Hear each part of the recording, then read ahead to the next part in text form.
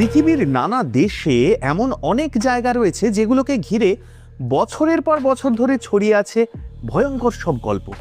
কোথাও পরিত্যক্ত দুর্গ, কোথাও অন্ধকার জঙ্গল, আবার কোথাও ধ্বংস হয়ে যাওয়া বেশ কিছু জনপদ, যেগুলোকে নিয়ে স্থানীয় মানুষ আজও দাবি করেন সেখানে নাকি অস্বাভাবিক কিছু ঘটে। অনেক সময় এই গল্পগুলো কেবলমাত্র লোককথা হিসাবেই থেকে যায়। কিন্তু ভাবুন তো, যদি এমন কোনো জায়গা থাকে যেখানে সূর্য ডুবে যাওয়ার পর মানুষের প্রবেশই আইনত নিষিদ্ধ, একদম সরকারের নির্দেশেই।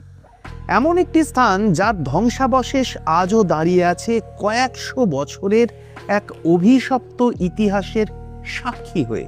আর ঠিক সেই কারণেই অনেকেই বিশ্বাস করেন ভারতের বুকে এমন একটা জায়গা রয়েছে যেখানে রাত নামার পর মানুষের নয়, অন্য কারোর অধিকার শুরু হয়। আজ বলবো ভারতের সবচেয়ে ভয়ঙ্কর সেই জায়গার অলৌকিক রহস্যের কথাই। নমস্কার, আমি দীপ থট চ্যানেলের এই ভিডিওতে সবাইকে স্বাগত জানাই।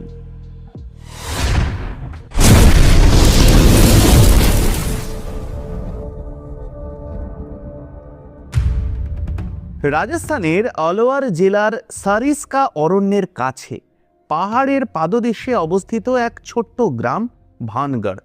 এই ভানগড়ে রয়েছে এক সুবিশাল দুর্গ। এই ভানগড় দুর্গ আজ ভারতের অন্যতম রহস্যময় ঐতিহাসিক স্থান হিসাবে পরিচিত।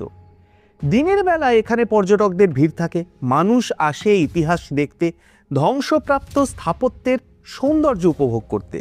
কিন্তু বিকেল গড়িয়ে সন্ধে নামার আগেই সবাইকেই এই জায়গা ছেড়ে বেরিয়ে যেতে হয়, কারণ প্রবেশ পথেই লাগানো রয়েছে একটা সরকারি সতর্কবার্তা। সূর্যোদয়ের আগে এবং সূর্যাস্তের পরে এখানে প্রবেশ সম্পূর্ণ নিষিদ্ধ। এই অদ্ভুত নিয়মই ভানগড়কে অন্য সব ঐতিহাসিক স্থানের থেকে আলাদা করে দিয়েছে। অনেকেই বলেন এই নিষেধাজ্ঞার পিছনে লুকিয়ে রয়েছে কয়েকশো বছরের পুরনো এক অভিশাপের গল্প।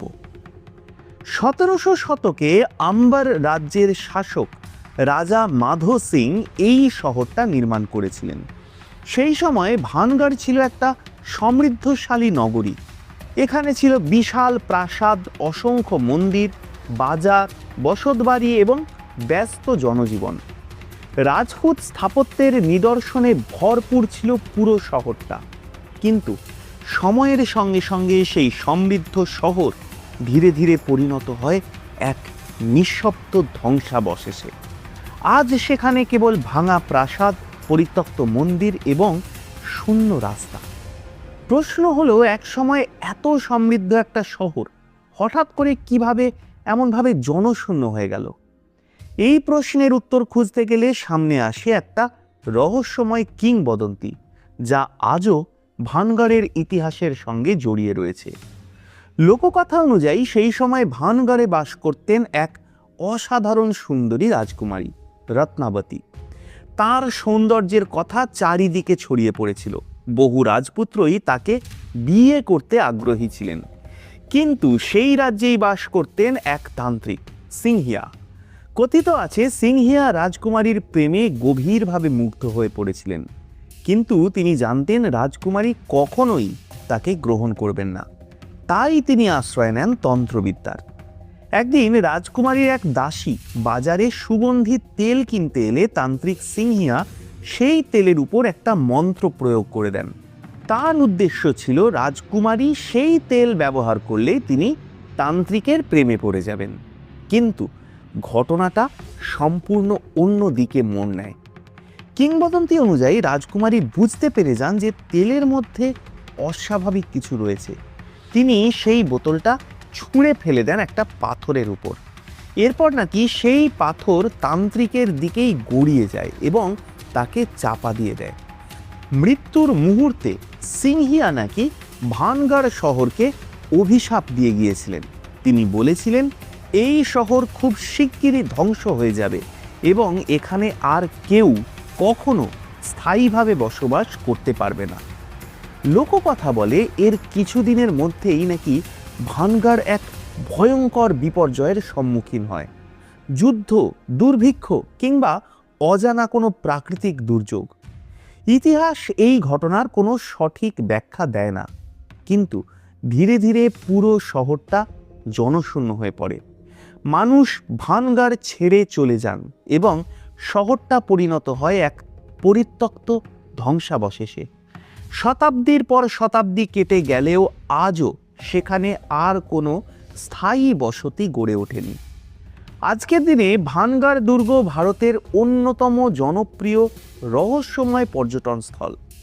দিনের বেলায় এখানে হাজার হাজার পর্যটক ঘুরতে আসেন, কিন্তু সূর্য পশ্চিম আকাশে ঢলে পড়তেই পুরো এলাকা একদম ফাঁকা হয়ে যায়। স্থানীয় মানুষদের মধ্যে এখনো বিশ্বাস রয়েছে সন্ধ্যার পর ভানগড়ের পরিবেশ নাকি অস্বাভাবিক হয়ে ওঠে। কেউ কেউ দাবি করেন গভীর রাতে ধ্বংসপ্রাপ্ত প্রাসাদের ভিতর থেকে পায়ের আওয়াজ শোনা যায়। কেউ বলেন অন্ধকারে নাকি দেখা যায় অদ্ভুত সব ছায়ামূর্তি। এই সব দাবির কোনো বৈজ্ঞানিক প্রমাণ অবশ্য পাওয়া যায়নি, তবুও এই গল্পগুলোই ভানগড়ের রহস্যকে আরও ঘনীভূত করে তুলেছে। সবচেয়ে রহস্যজনক বিষয়টা হলো সেই সরকারি সতর্কবার্তা, যেখানে সূর্যাস্তের পর প্রবেশ নিষিদ্ধ বলে পরিষ্কার উল্লেখ করা আছে। ভারতের বহু প্রাচীন দুর্গ এবং প্রত্নতাত্ত্বিক স্থাপনা রয়েছে, কিন্তু এই ধরনের নিয়ম খুব কম জায়গাতেই দেখা যায়। তাই অনেকের মনেই প্রশ্ন জাগে, এই নিষেধাজ্ঞা কি শুধুমাত্র নিরাপত্তার জন্য, নাকি এর পিছনে লুকিয়ে রয়েছে আরও গভীর কোনো অজানা কারণ?